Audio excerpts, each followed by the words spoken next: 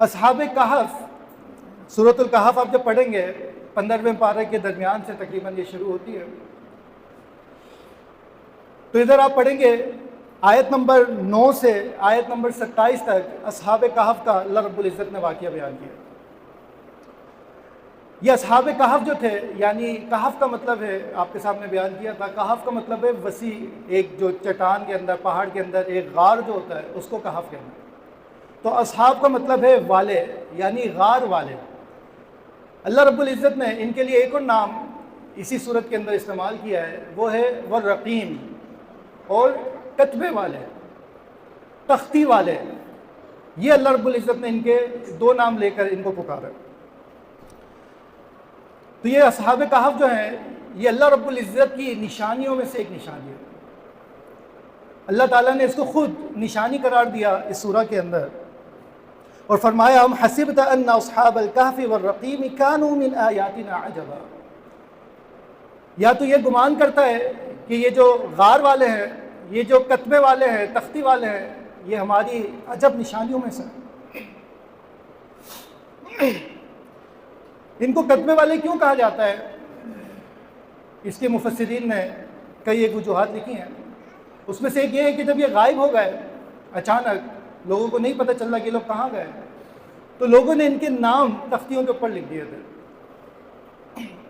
یا کچھ مفسرین نے اس کے بارے میں لکھا ہے کہ ان کے اوپر کچھ آسمانی کتابوں میں سے کچھ حصہ ان کے اوپر ان کے پاس تھا، اس وجہ سے ان کو رقیم یعنی کتبے والے کہا جاتا ہے۔ اس صورت کے نازل ہونے سے پہلے اہل کتاب کے ہاں، یعنی یہود و نصارہ کے درمیان کچھ رومرز تھے، کچھ افواہیں تھیں، کچھ باتیں تھیں کہ یہ کچھ غار والے لوگ تھے، یہ اس طریقے سے غائب ہو گئے، لیکن ان کو کچھ نہیں پتا تھا کہ اس کی حقیقت کیا ہے۔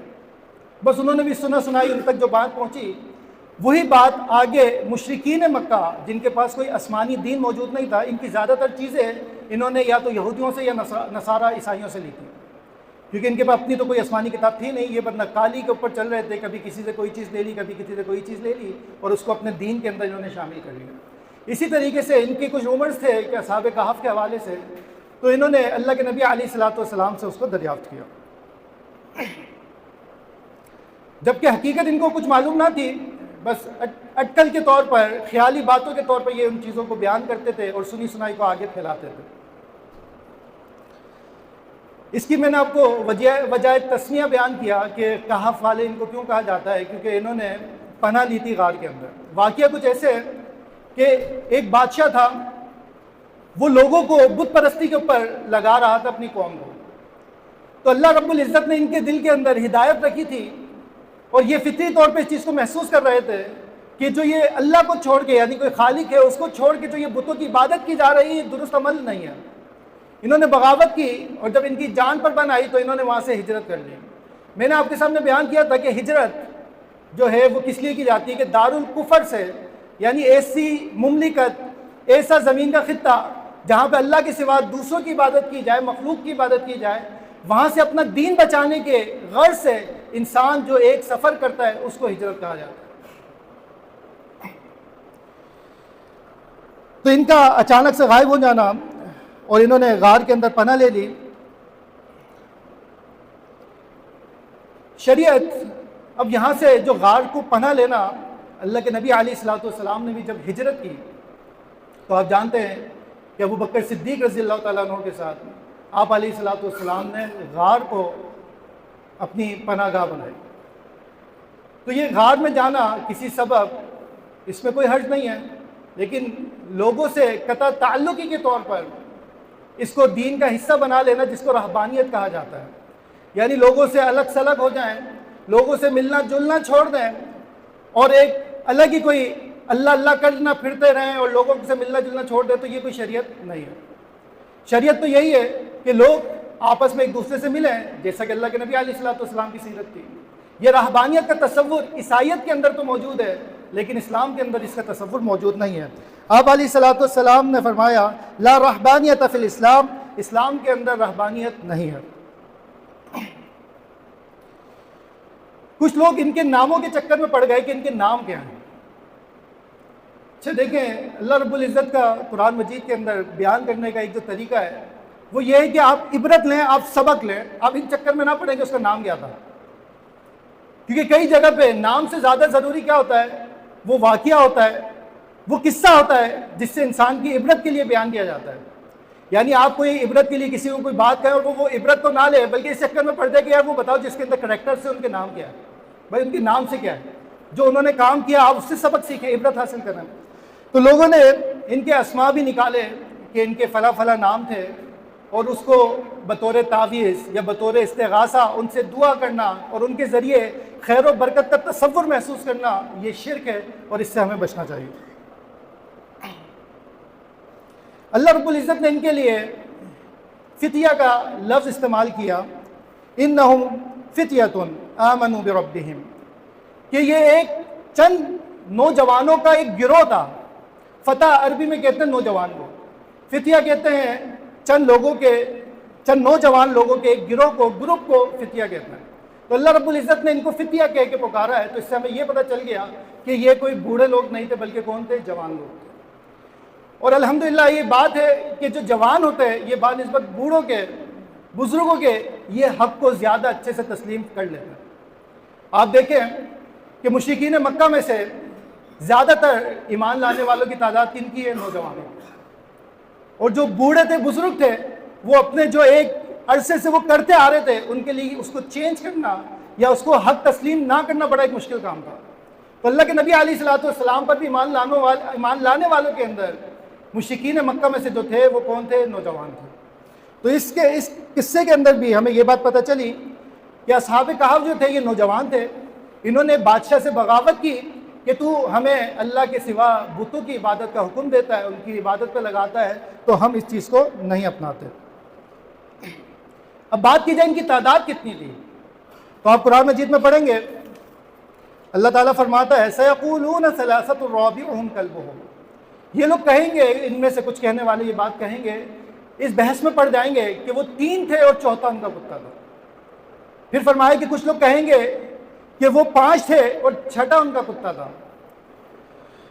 یہ بس اٹکل پچو ہے، حقیقت اس کے اندر کوئی نہیں ہے، ان میں سے کوئی نہیں جانتا کہ ان کی اصل تعداد کیا تھی۔ وَيَقُولُونَ سَبْعَةٌ وَثَامِنُهُمْ كَلْبُهُمْ، اور ان میں سے کچھ کہیں گے کہ وہ 7 لوگ تھے اور 8واں ان کا کتا تھا۔ قُلْ رَبِّي أَعْلَمُ بِعِدَّتِهِمْ، اے پیارے حبیب علیہ الصلوۃ والسلام آپ لوگوں سے کہہ دیں کہ میرا رب جانتا ہے کہ ان کی تعداد کتنی تھی۔ مَا يَعْلَمُهُمْ إِلَّا قَلِيلٌ، ان کی تعداد نہیں جانتے مگر بہت کم۔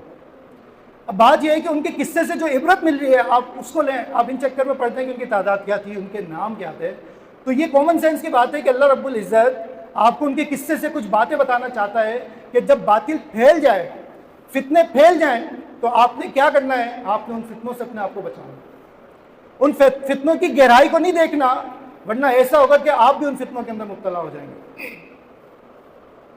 آپ علیہ الصلوۃ والسلام نے فرمایا کہ ایک زمانہ ایسا آئے گا کہ لوگوں کے لیے اپنے دین کے اوپر عمل کرنا نہایت ہی مشکل ہو جائے گا، کہ ایک مسلمان بکریاں لے کر پہاڑ کی چوٹی پر چلا جائے گا، کس غرض سے؟ اس خوف کی وجہ سے کہ یہ فتنوں سے میں اپنے دین کو بچا لوں، اپنے دین کی حفاظت کر لوں، کہ فتنے اتنے شدید ہوں گے کہ ایک مسلمان بکریاں لے کر پہاڑوں پر نکل جائے گا تاکہ میں ان فتنوں کا شکار نہ ہوں۔ الغرض ان کی تعداد کے حوالے سے اختلاف ہے، کسی نے کہا کہ جو یہ 7 کا آخری ہنسا اللہ رب العزت نے بیان کیا ہے یہی وہ تعداد ہے، لیکن کچھ مفسرین کہتے ہیں کہ ان کی تعداد کا جو اصل علم ہے وہ لوگوں کو نہیں ہے، وہ اللہ رب العزت کے ہی سپرد، اللہ ہی بہتر جانتا ہے کہ ان کی تعداد کتنی تھی۔ ایک بات اور قرآن مجید کے اسلوب سے ہمیں پتہ چلتی ہے کہ یہ جو نوجوان تھے جو غار میں جنہوں نے جا کے پناہ لی، یہ مالدار لوگ تھے۔ کیسے پتہ چلا؟ کہ جب یہ اٹھتے ہیں ایک عرصہ سونے کے بعد، 309 سال سونے کے بعد جب یہ اٹھتے ہیں تو یہ ایک کو بھیجتے ہیں کھانا لینے کے لیے کہ کھانا لے کر آؤ۔ تو اس میں جو اللہ رب العزت نے ان کا مکالمہ بیان کیا ہے اس کے اندر یہ ثابت ہوتا ہے کہ یہ مالدار لوگ تھے اور یہ اچھا کھانا پسند کرتے تھے۔ تو انہوں نے بھیجا اور کہا اس بندے کو اَزْكَىٰ طَعَامًا فَلْيَأْتِكُمْ بِرِزْقٍ مِّنْهُ، کہ جاؤ کھانا لے کر آؤ، اور ایسی جگہ سے کھانا لانا جس کا کھانا ازکا ہو، پاکیزہ ہو، یا دوسرے معنی میں عمدہ کھانا ہو۔ تو اس سے یہ اسلوب سے پتہ چلتا ہے کہ یہ کوئی عام لوگ نہیں، یہ کوئی اچھی فیملی سے، مالدار فیملی سے تعلق رکھنے والے لوگ تھے۔ اور جو اس کے اندر مین قصہ ہماری عبرت کے لیے بیان ہوا ہے وہ ہے باطل اور شرک کی نفی کرنا، کہ اصل وجہ کیا تھی ان کی اپنے شہر، اپنے علاقے کو، اپنی جائے پیدائش کو چھوڑنے کا۔ یہ اصل قصہ اللہ رب العزت نے میرے اور آپ کے لیے بیان کیا۔ وہ اصل وجہ کیا تھی کہ بادشاہ نے بت پرستی پہ لگایا، اللہ کی عبادت سے ہٹا کر مخلوق کی عبادت کی طرف جب لوگوں کو بلایا تو اس پر ان کے ایمان نے یہ گوارا نہ کیا کہ ہم اللہ کو چھوڑ کے کسی اور کی عبادت کر رہے ہیں۔ بادشاہ قوم کو بت پرستی پہ لگاتا ہے تو یہ فرماتے ہیں انہم فتیۃ، اللہ تعالیٰ فرماتا ہے یہ وہ لوگ تھے، ایک گروہ تھا، آمنوا بربہم، جو اپنے رب کے اوپر ایمان لے کر آئے، وزدناہم ہدی، اور اللہ رب العزت فرماتا ہے کہ ہم نے مزید ان کو زیادہ کر دیا ہدایت کے اندر۔ اور یہ ایک اصول ہے کہ جب ہم اللہ کی طرف مختصر سی چھوٹی سی کوشش کرتے ہیں، اللہ تعالیٰ اس کے بدلے میں بہت زیادہ ہمیں نوازتا ہے۔ حدیث میں آتا ہے کہ اللہ تعالیٰ فرماتا ہے، حدیث قدسی ہے، کہ بندہ میری طرف بالش آتا ہے تو میں ایک پورا ہاتھ اس کی طرف بڑھتا ہوں، وہ میری طرف چل کر آتا ہے میں اس کی طرف دوڑ کر آتا ہوں۔ یہ اللہ رب العزت ہمیں رسپانس دیتا ہے جب ہم اللہ رب العزت کے لیے کچھ کرنا چاہتے ہیں۔ تو انہوں نے کوشش کی کہ ہم بت پرستی نہیں کریں گے، ہم اللہ کی طرف جائیں گے، اور انہوں نے اپنے آپ کو شرک سے بچانے کی کوشش کی۔ اب اس میں مزید ایک نقطہ یہ ہے کہ انہوں نے آپ کے سامنے ایک مضمون بیان کیا تھا جس کے اندر توحید کی اقسام بیان کی گئی تھی، کہ توحید الوہیت، توحید ربوبیت، کہ اللہ کو اکیلا ماننا بحیثیت رب، اور توحید الوہیت کہ اللہ رب العزت کو معبود کے طور پر اکیلا ماننا۔ یہ دو بنیادی چیزیں اللہ رب العزت کی توحید کے حوالے سے۔ انہوں نے ان دونوں چیزوں کو اپنایا، ان کا عقیدہ توحید ربوبیت اور توحید الوہیت پہ مبنی تھا۔ انہوں نے توحید ربوبیت کا کیسے اقرار کیا؟ جب انہوں نے بادشاہ سے مکالمہ کیا، اللہ رب العزت فرماتا ہے اذ قاموا، جب یہ کھڑے ہوئے، فقالوا ربنا رب السماوات والارض، کہ ہمارا رب رب السماوات والارض ہے، جو آسمان اور زمین کا رب ہے وہ ہمارا رب ہے۔ بادشاہ کو نفی کر دی کہ تو جن کی طرف ہمیں بلا رہا ہے یہ ہمارا رب نہیں ہو سکتا۔ اور توحید الوہیت یعنی اللہ کو بحیثیت معبود کے ماننا، یہ کیسے انہوں نے بیان کیا؟ اسی آیت میں آگے فرماتے ہیں لن ندعو من دونہ الہا، ہم اس کے سوا کسی اور سے دعائیں نہیں کریں گے، ہم اس کے سوا کسی اور کو نہیں پکاریں گے۔ دعا کیا ہے؟ دعا عبادت ہے۔ انہوں نے کہا کہ عبادت کے اندر بھی اللہ اکیلا ہے، زمین و آسمان کی تخلیق کے اندر بھی اللہ رب العزت اکیلا ہے، ہم اس کے سوا کسی اور کو نہ پکاریں گے۔ یہ بنیادی نقطہ تھا جس کی وجہ سے ان کو اپنا ہی جائے پیدائش، اپنا علاقہ چھوڑ کر ہجرت کرنی پڑی۔ ہم دیکھیں کہ ہم نے دین کے لیے کتنی تکلیفیں اٹھائی ہیں۔ ہمیں تو دین وراثت میں ملا، ہمیں تو یہ توحید وراثت میں ملی، ہم نے اس کے لیے کتنی جد و جہد کی۔ اور یہ نوجوان لوگ انہوں نے کس انداز سے اللہ رب العزت کی توحید کو سیکھا، سمجھا اور اس کا اقرار کیا، برملا اقرار کیا۔ یہ نہیں دیکھا کہ بادشاہ ظالم ہے، ہماری جان پر بن آئے گی، انہوں نے برملا اظہار کیا کہ ہمارا رب تو اللہ ہے، ہم ان بتوں کی نفی کرتے ہیں۔ آج ہمارے نوجوان، ٹھیک ہے مہنگائی ہے، معاشرتی پریشانیاں ہیں، لیکن میرے بھائیوں آخرت کی پریشانی سے بڑھ کے کوئی پریشانی نہیں۔ جو دنیا کی پریشانی کے اوپر آخرت کی پریشانی کو ترجیح دے دے، آخرت کی کامیابی کو دنیا کی کامیابی کے اوپر ترجیح دے دے، اللہ رب العزت اس کو دونوں چیزوں سے نوازے۔ تو انہوں نے توحید کا اقرار کیا اور انہوں نے ایک اور بات کہی، لقد قلنا اذا شططا، اگر ہم یہ بات کہہ دیں کہ یہ بت عبادت کے لائق ہیں جو تو ہم سے منوانا چاہتا ہے، تو یقیناً ہم ایسی بات کہہ دیں گے جو حد سے گزر جانے والی۔ اللہ رب العزت نے ایک اور ان کی صفت بیان کی کہ جب یہ بادشاہ کے ساتھ یہ مکالمہ کر رہے تھے تو ان کے دل سے اللہ رب العزت نے خوف اور ڈر نکال دیا تھا، بڑی بہادری اور کانفیڈنس کے ساتھ انہوں نے بات کی۔ وَرَبَطْنَا عَلَىٰ قُلُوبِهِمْ إِذْ قَامُوا، اور ہم نے ایک بند باندھ دیا ان کے دلوں کے اوپر، اِذْ قَامُوا، جب یہ کھڑے ہو کے مکالمہ کر رہے تھے۔ اور انہوں نے جو اپنی قوم کو شرک کے اندر مبتلا دیکھا کہ یہ خالق کو چھوڑ کر مخلوق کی عبادت میں لگے ہوئے، یہ بتوں کو پوج رہے ہیں، تو انہوں نے اپنی قوم کے اس رویے، اس شرک کا بھی رد کیا اور فرمایا ہؤلاء قوم اتخذوا من دونہ الہا، کہ یہ ہماری قوم نے اللہ کے سوا دوسروں کو معبود بنا لیا۔ یہ معبود بنا لیا، انہوں نے سجدے شروع کر دیے اللہ کے سوا کسی اور کے آگے، تو اس چیز کا انہوں نے رد کیا اور ہجرت کر کے پہاڑوں کی طرف چلے گئے۔ قصہ طویل ہے، اختصار کے ساتھ آپ کے سامنے خلاصہ بیان کرنے کی کوشش کی ہے کہ کس انداز سے سب سے سر فہرست ہماری ترجیحات کے اندر جو چیز ہونی چاہیے وہ عقیدہ توحید ہے۔ عقیدہ سیکھیں، معاشرے کے اندر جو اللہ کو چھوڑ کر دوسروں کی عبادات کی جا رہی ہیں اس کی نفی کریں۔ عقیدہ سیکھیں، اللہ کی معرفت حاصل کریں۔ زندگی جس انداز سے ہم گزار رہے ہیں وہ گزر ہی جانی ہے، لیکن اگر ہمارا خاتمہ توحید پر نہ ہوا تو ساری زندگی کی نمازیں، ساری زندگی کے جو بھی ہم نے مشکلات اور پریشانیاں اٹھائی ہیں وہ آخرت میں ہمیں فائدہ نہیں دیں گی۔ سب سے بنیادی چیز جو اعمال کی قبولیت کے اندر ہے وہ عقیدہ توحید ہے، جس کے لیے اصحاب کہف نے اسٹرگل کی، انہوں نے جد و جہد کی اور انہوں نے اپنے آپ کو کامیاب کر دکھایا۔ ہمیں بھی چاہے حالات کیسے بھی ہو جائیں عقیدہ توحید سے ہمیں پیچھے نہیں ہٹنا چاہیے، خاص کر کے خواتین کی ہمیں تربیت کرنی چاہیے۔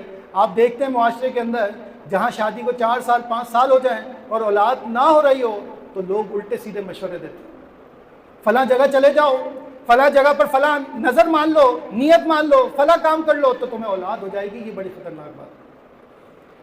اللہ تعالیٰ قرآن مجید میں فرماتا ہے یَهْبُ لِمَن یَشَاءُ اِنَاثًا، اللہ تعالیٰ جسے چاہے بیٹیوں سے نوازے، وہ جسے چاہے بیٹوں سے نوازے اور جس کے لیے چاہے اس کو بانچ کر دے اور کوئی ایک بھی چیز عطا نہ کرے۔ تو اولاد دینا صرف اور صرف اللہ رب العزت کی ذات سے ہے، کوئی اور اس چیز کا اختیار نہیں رکھتا۔ اور جو شخص یہ خیال رکھتا ہے، یہ عقیدہ، یہ تصور رکھتا ہے کہ ہاں اللہ بھی اولاد دیتا ہے اور فلاں جگہ بھی اگر آپ چلے جائیں وہاں پہ ککڑ لیں تو پتر لے لیں، تو یہ عقیدہ شرک پر مبنی ہے اور اس عقیدے کے ساتھ مرنے والا شخص کبھی کامیاب نہیں ہو سکتا۔ اللہ تعالیٰ ہمیں شرک کی نحوست سے، اس کی ہلاکت سے محفوظ فرمائے۔ اللہ تعالیٰ ہمیں عقیدہ توحید سیکھنے کی، اس پر عمل کرنے کی تا حیات ہمیں توفیق عطا فرمائے۔ وآخر دعوانا الحمدللہ۔